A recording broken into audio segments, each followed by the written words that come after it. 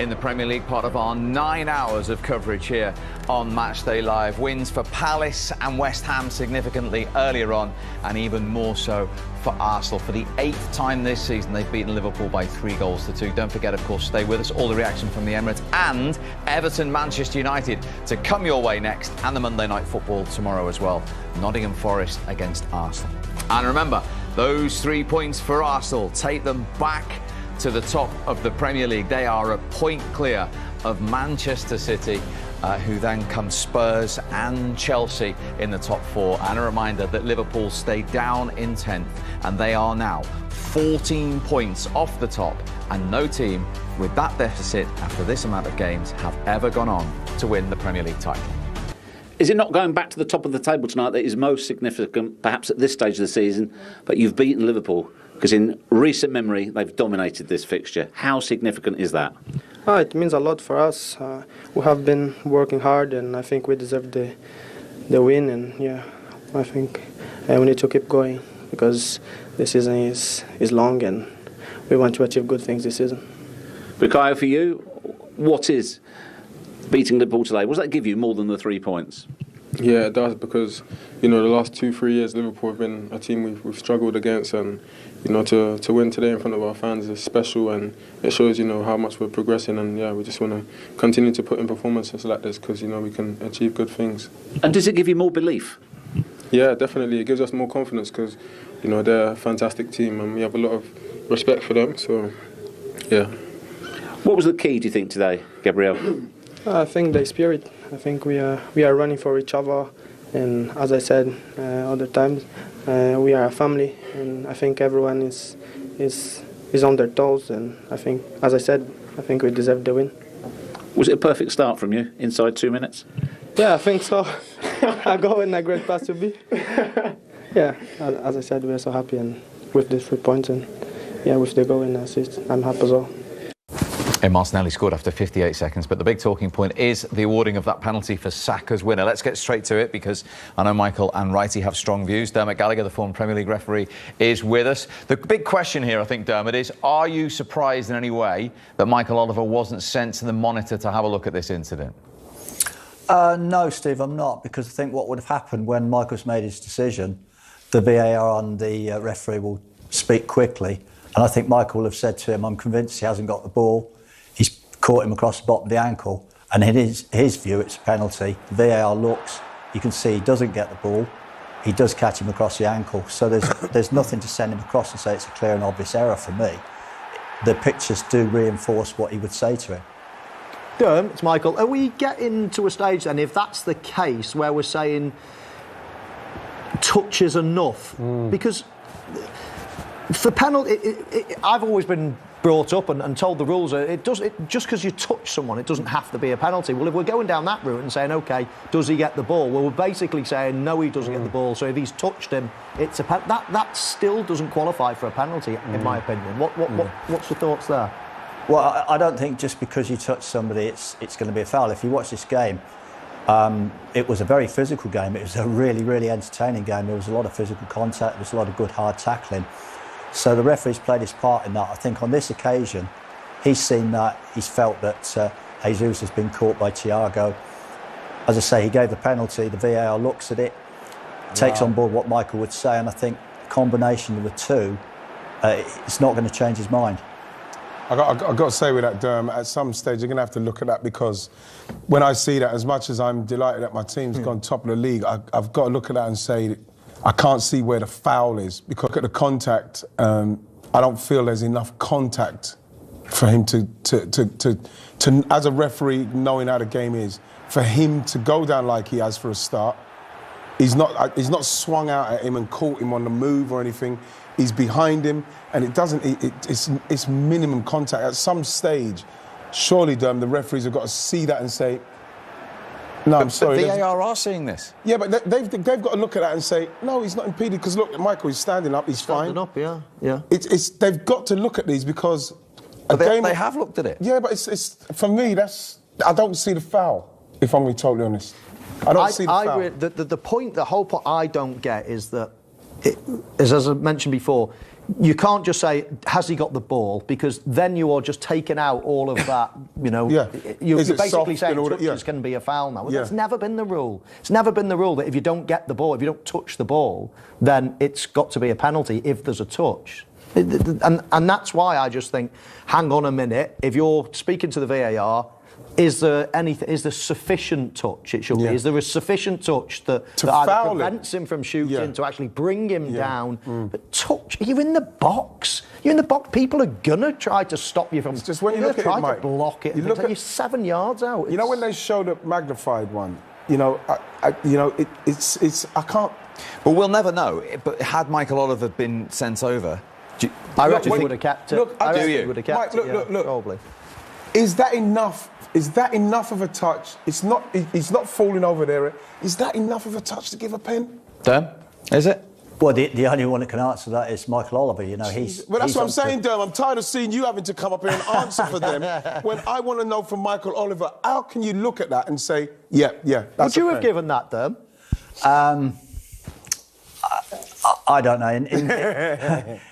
I think that says it all, Derm. It's not easy being a ref nowadays, is it? I know. But I know. It's difficult. I think because it's such a good game, it's such a physical game, a decision like that stands out. But I think he's hamstrung in many ways the VAR because what would be fed back to him, you know, the pictures do reinforce what Michael Oliver would have told him, and therefore he can't send him to the screen. If you can't send him to the screen, the decision's not going to be overturned. It's so black and white. Derm, thanks as ever.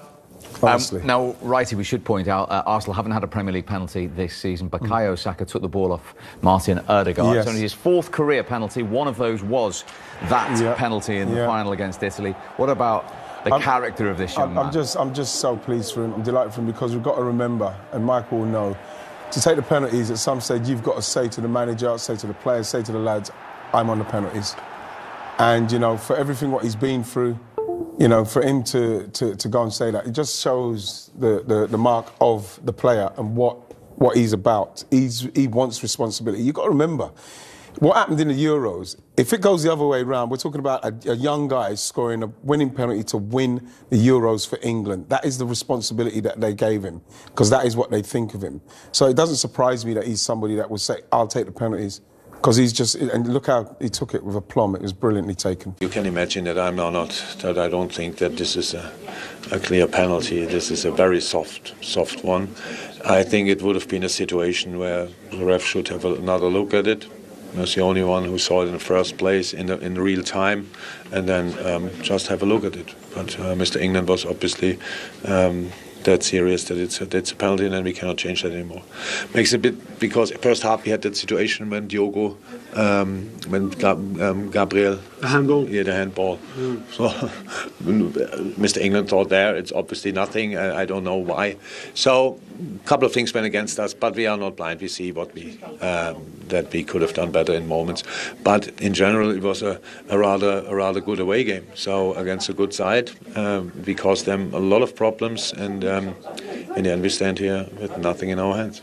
Yeah, no surprise to hear Jurgen Klopp's interpretation of that decision. But with or without that penalty, did they do enough to get anything out of the game today? No.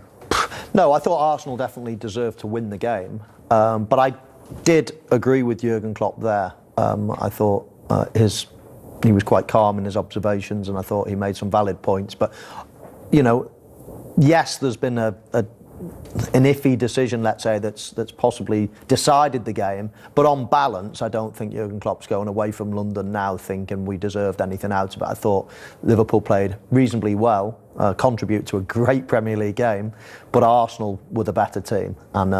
And despite that decision, deserved to win. Now, Michael, Righty is in need of a Sunday celebration for the Premier League title leaders. So enjoy your evening, as ever. Thank you very much indeed for your company. It's been great. Thanks for having me. Always a pleasure. Top for of the the dream league. team. You Top know of the that. league. An exhilarating first 45 minutes then at the Emirates. Arsenal have the better of it by 2-1. Let's get straight into it. 58 seconds. That is all it took for your man Martinelli to have the effect. Well, we knew that side was going to be a problem for him, but we'll go into it. But it's the way Arsenal have been starting, Steve. You know, they've been starting quickly. The crowd's all behind them, and then you're getting quality when they get into this area of the field now. real good quality pass, great movement and composed finish. And that is brilliant start. 4 goals already in 9 Premier League games this season for Gabriel Martinelli. What about this goal then, from a Liverpool point of view? Well, exactly, Steve. First of all, let's have a look. Just point out the 4 attacking players of Liverpool and how brave Arsenal are for starters. But we'll just run this clip at half speed. Alisson clearing the ball here. The ball gets flicked on, and then there's a little bit of ding-dong in terms of possession. Falls to Liverpool, it falls to Arsenal, but eventually Arsenal get the ball, and then we'll freeze it when there's a real decision to be made, let's say, righty. Now, Arsenal are in possession, and we highlight here Thiago. Yeah. He has a huge decision to make. Does he go here, or does he hold his position? I think he should hold, Mike, because once he doesn't hold, he goes in and he actually can't do anything. He can't actually win the ball. But what he does also in that, he leaves Ødegaard. He leaves Ødegaard, and from that position, Ødegaard, then Jordan Henderson has to come across. Then that leaves all that side across, and then Ødegaard, then he goes past Henderson, if you run it on, Mike. He goes past Henderson, and he gets into a position where he's free to pass the ball. And just before I run it on, righty, just to bear in mind that normally Liverpool have another player there. Yes. That's their 3. There's Henderson, Thiago, and the other one. Now they've got 4 players in it, so they're one light straight away. Let's just run it along slowly, because this is the key point now. Again, when that ball is received and the decision has been made by Thiago to come in. Now what problems have they got? Well, the problem is that now Jordan Henderson's going to have to come across. So once Jordan Henderson comes across, you see Jordan Henderson, he'll come across. He'll come across. So then that leaves a massive space there, and then what happens now is that Ødegaard just goes right across and unmarked all the way through, because he's got no one to pick him up. If I just forward this along slowly, I know a lot of people will mention the high line of Liverpool, but if we just look here, if Matip is up alongside his man, i.e. Virgil van Dijk, this is offside. I know there was a VAR and it was very close, but if he had just squeezed up perfectly alongside, this would have been offside. And then the problems start, knock-on effect starts. Right now you can see, once he gets, you can see him there, Ødegaard going inside, because Jordan Henderson's coming across. Now you've got this massive space bam, on the other side. So when you run it, just watch Ødegaard just go right across. Then all of a sudden, Trent now has a massive problem, because he's got a man on the outside of him and he's got a man inside. Do I stay? And then the ball has to be perfect, and it is from Ødegaard. But again, he's got the time to do it because he's got no one picking him up. And then, Martinelli comes through and scores. Can Trent do any more? I don't think it's quite hard. No. I mean, he's probably going to get stick for it, but I think this is quite hard. I think he gets tight enough into his centre half. I do, and I think the ball is very good. The ball's a very good ball. Yeah. And then we see a great finish, but could have been avoided, but a great counter-attack, Steve, from Arsenal. And what about the response from Liverpool? And how much and pleased were you for Nunez to get that goal? Well, he made a couple of great runs into that right channel. One, he had a shot save. The second one, he crossed the ball, and it was nearly a goal. The third one actually was quite fortunate, because Trent didn't mean to play the ball into that channel. He tried the diagonal across into more of a central area, but once that happened, it was a great little crossover. Look at Trent here. He's trying to find Diaz in the middle here, right over the top. As he miskicks it, Diaz changes his run into that channel, and they almost do a crossover. Nunez makes a great run and gets just enough, just smothers the ball, Mike. What you should do there, smother it on target. You know what I mean? So you could get it on target. He done well there. Diaz's runs, he's made some very, very good runs. But they showed how dangerous they could be. And then right on the stroke of half-time, Martinelli again involved. Well, this is Arsenal again. They've got. Obviously, they're able to progress the ball, but on a counter-attack against Jordan Henderson and Trent, it's going to be a problem. I would not let him come back on his right foot. The both of them let him come back, and then great dummy from Gabriel in the middle, the centre half who's got himself up there. Great dummy from him. But I think that Jordan Henderson's doing well to hold him up, but then when Trent comes across, he doesn't give him any kind of information, he just goes straight across, and it was very, very easy for him to come back inside, if I'm going to be totally honest. And so once he's come inside, can he pick out the pass? And yes, he can. The pace Brilliant time to score. The pace of Martinelli is unbelievable. I mean, a real bright light, shining light, amongst other players, I must say, for Arsenal this season. But his pace is unbelievable. And again, another huge hand in a goal.